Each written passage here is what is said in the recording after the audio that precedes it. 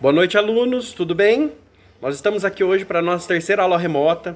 É uma aula de extrema importância para todos vocês. Por quê? Porque hoje nós vamos falar sobre fluxo de caixa. Fluxo de caixa, ele é extremamente importante para o planejamento e o controle financeiro das organizações. Por que eu estou falando que ele é importante? Na questão do planejamento, né, e do controle financeiro. Eu vou falar um pouquinho sobre a composição dele. Então, assim, o fluxo de caixa, na verdade, ele registra os recebimentos e também os pagamentos, que no caso é as entradas e as saídas, né? E também, o fluxo de caixa, ele traz informações que vocês conseguem acompanhar a vida financeira da sua organização, da sua empresa. Porque você acompanha diariamente, mensalmente, né? E anualmente.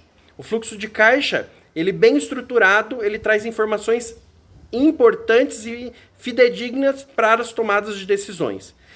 E quando nós falamos que nós temos lá situações superavitárias, né, situações positivas, então o gestor ele consegue tomar decisões sobre os investimentos e aplicações dos recursos, onde ele vai investir, onde ele vai aplicar aqueles recursos. E também a composição do fluxo de caixa traz a questão dos projetos, né? Que o gestor, na verdade, projeta o pagamento e os recebimentos futuros. E também nós temos a questão, quando nós falamos em fluxo de caixa, a situação deficitária. Quando acontece a situação deficitária, ele é importante que ele vai trazer informações para as tomadas de decisões sobre a necessidade do capital de giro. Sendo assim, um bom fluxo de caixa, consequentemente, ele vai sempre nortear o trabalho do gestor nas suas tomadas de decisões. Onde ele investe ou onde ele tem que ter mais atenção na sua empresa. Porque muitas das vezes tem algum estoque parado. Então, isso não é bom. Por quê? Porque é dinheiro parado dentro da organização. Agora, se ele tiver um dinheiro sobrando, é uma outra situação. É uma outra situação que ele pode decidir. E para finalizar de maneira geral, o que é o fluxo de caixa? Porque na nossa aula nós vamos estudar ele de maneira minuciosa, né? Eu vou ler uma frase que retrata muito bem. Fala assim: é possível que uma empresa apresente lucro líquido e um bom retorno sobre os investimentos, e ainda assim vá à falência. O péssimo fluxo de caixa é que acaba com a maioria das empresas que fracassam. Então, assim, se você tem um bom fluxo de caixa, se você tem um fluxo de caixa fiel, que traz informações fidedignas, consequentemente a sua empresa vá bem. É bem certeza, assim, bem...